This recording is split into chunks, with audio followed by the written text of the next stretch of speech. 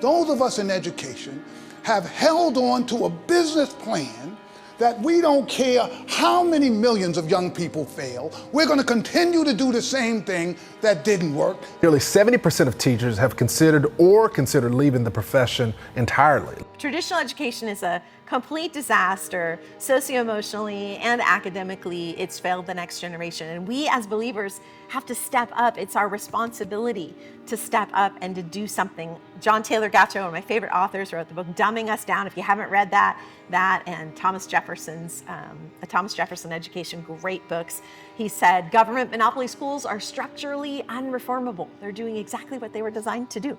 So trying to reform them, trying to change them is a losing battle at the end of the day. We have a new method, a new methodology, data-driven. What's happening in the public school system and with our youngest generations, friends, it is so tragic when we see the age of onset, the introduction to pornography, when we see the hypersexualization of 2-year-olds, toddlers even, in our culture. It's insane what's happening. The purity is being stripped away from the next generation. We're pulling kids out of a pure, joyful existence and into a seedy existence where they've become the prey of older people who are literally just trying to steal their innocence. We have drawn a very clear line in the sand that says our school system is for educating kids, not indoctrinating kids.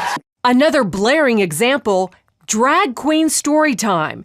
It's happening in Canada and America. It's such a crisis. And I think parents, we want to think the school down the street, they're friends. I know the teachers, some of them are Christians, yes, but they're yoked to an anti-God, anti-family entity that is literally trying to uproot the biblical worldview in our kids. Attachment form 0 to 6. That's your window, mom and dad. Worldview form 0 to 12. Barring a miracle, we don't often change our worldview after 12 years old. And so that's the window. That's the season of development that God has given us to pour into our children. Let's not waste it. Let's not squander it. Let's look around what's really happening. This is not a time to have our heads in the sands, mom and dad. This is a time to really be aware the enemy is going after our kids full force, and we've got to stop him. We got to step in. We got to do something. Speak up, speak out. We got to turn the tide for the next generation.